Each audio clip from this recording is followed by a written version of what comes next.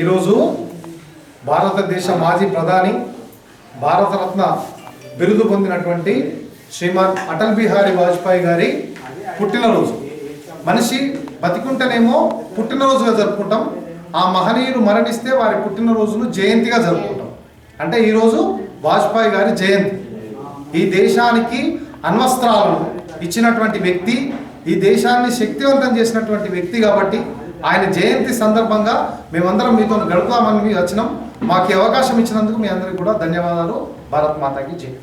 ఈరోజు పాత్రికేయ మిత్రులకు నమస్కారాలు. ఈరోజు మన స్వర్గీయ మాజీ ప్రధానమంత్రి అటల్ బిహారీ వాజ్పేయి గారి జయంతి సందర్భంగా మన విద్యార్థుల దగ్గరికి రావడం జరిగింది.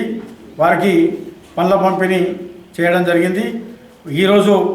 ఆ రోజు ప్రధానమంత్రిగా ఉన్నటువంటి వాజ్పేయి గారు ప్రోగ్రాం అనుపరీక్ష కానివ్వండి, ఇలా ఇంత పెద్ద హైవేస్ కూడా నడుస్తున్నాయంటే వారి పుణ్యమే. ఇది మన ప్రియతమ ప్రధానమంత్రి నరేంద్ర మోడీ గారు ఈ రోజును సుపరిపాలన దినోత్సవంగా కూడా ప్రకటించడం జరిగింది.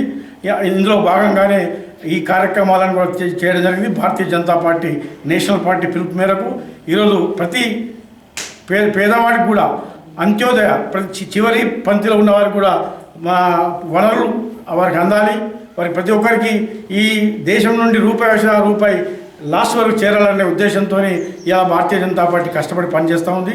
ఈ సందర్భంగా మా ప్రియతమ ప్రధానమంత్రి నరేంద్ర మోడీ గారు కూడా శుభాకాంక్షలు తెలియజేస్తున్నాను. జయంతి సందర్భంగా వాజ్పేయి గారు ఎన్నో కార్యక్రమాలు చేపట్టారు. ఇలా భారతీయ జనతా పార్టీ ఈ స్థాయికి రావడానికి కారణం ఇలా వారి పాత్ర ఎప్పుడు మరవలేనిది. జై హింద్, జై భారత్, భారత్ మాతకి జై.